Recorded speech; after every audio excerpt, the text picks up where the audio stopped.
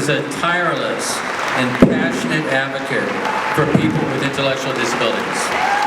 As CFO of Arc Thrift, he's on the front line of helping us raise millions of dollars in support of 15 Colorado Arc chapters. Bruce has served on countless disability boards and initiatives. He continues to gallantly fight his recent diagnosis of glioblastoma and continues to succeed in his drive to achieve excellence for ARC and for the people we serve. He is a true and valued pioneer of advocacy for persons with disabilities. And tonight, he's the second recipient of our Distinguished Disability Leadership Award. Ladies and gentlemen, we will now present Bruce's award, and I'm going to ask that Bruce's son, Jay, who traveled all the way from Detroit to be with his father tonight, come up and hand his father the award and give his father a very big hug.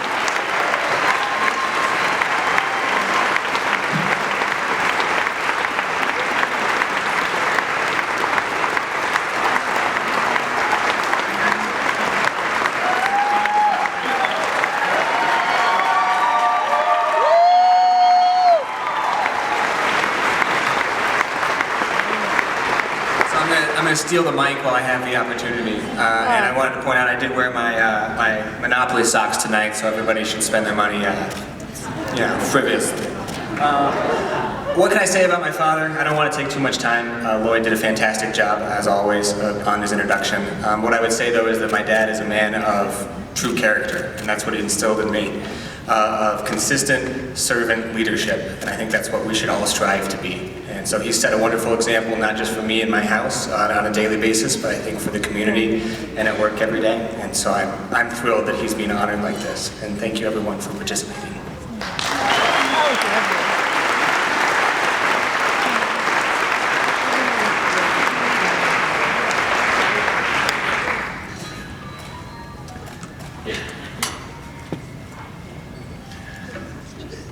Thank you, Lloyd, and I'm so appreciative of this. I want to also say thanks to Maggie and the team that put all this together.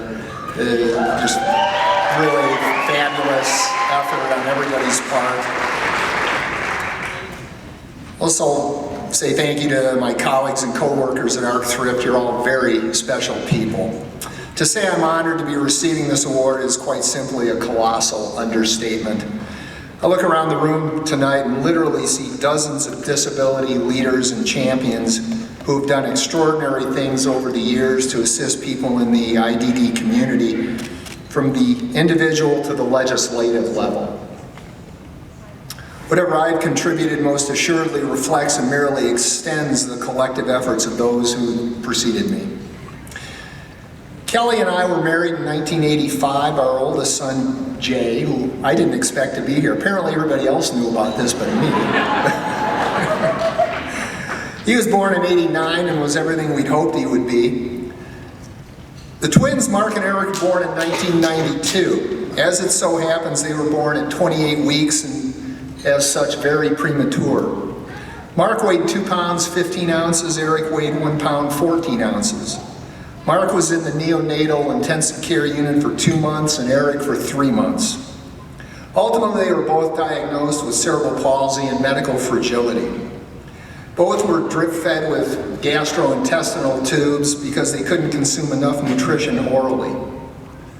Mark was nonverbal and non-mobile, but learned to communicate with a speech computer like Stephen Hawking.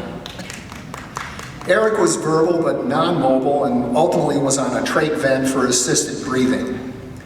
Both used power wheelchairs, and we lost track of how many surgeries each boy had, but it was easily 1 per year, and not wimpy stuff like tonsillectomies, but spine fusions, bone and muscle lengthenings, stomach Nissens, etc. Our house essentially looked like a hospital ICU with medical equipment and alarms, 24/7 nursing care, an in-ceiling lift system to move the kids around when they got too big to physically lift individually. I saw a terrific bumper sticker the other day that said, "Experience wildlife, raise twins." They had no idea. Mark passed in 2014 from a blood clot. He was 21 years old. Eric passed in 2015 of complications arising from sepsis or blood poisoning. He was 23. Over 600 people attended each memorial service, which is remarkable for kids who weren't mobile or particularly verbal.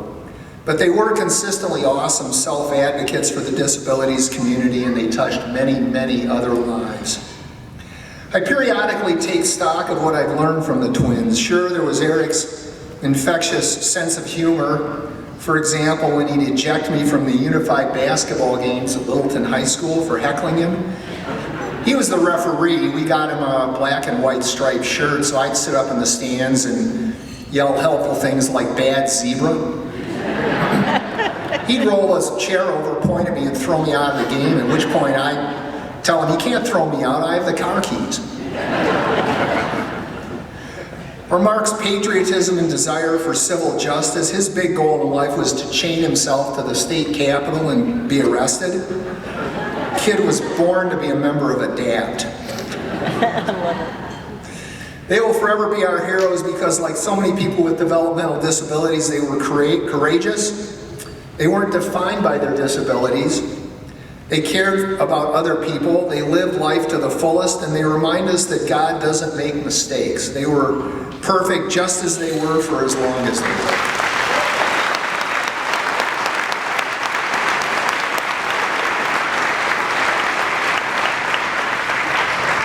I think the most important thing I learned from Mark and Eric was resiliency, and this applies to everyone in the IDD community.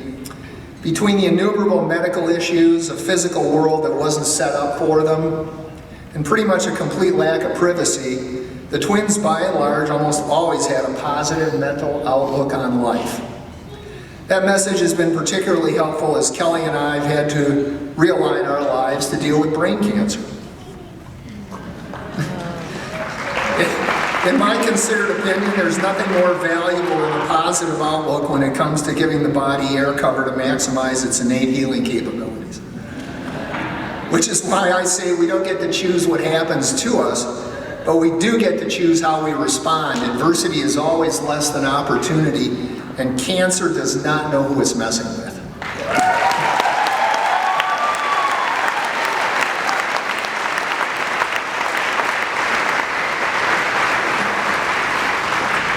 The good news is that every time I walk into a room with people I know, they all tell me how good I look. That never happened before I had cancer.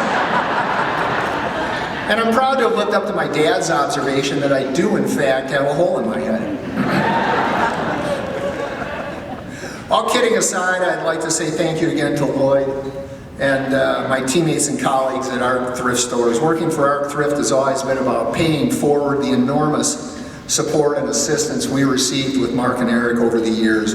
It quite honestly saved our lives because early on we had no idea what we were doing or where to turn. It's a pretty common occurrence for parents of IDD children. It's been a privilege to help grow the company, making sure it's on a firm foundation for years to come, in funding the ARC chapter so they can continue doing their terrific and vital work. I'm going to close with a quote I found to be inspirational and comforting from the 20th century American philosopher Wayne Dyer. Above all else, never aim low or think small. You are a divine manifestation of God, and in that regard are connected to that which causes and creates miracles. Thank you again for this incredible honor. I wish you all the best, and I hope you believe me when I say adversity is always less than opportunity.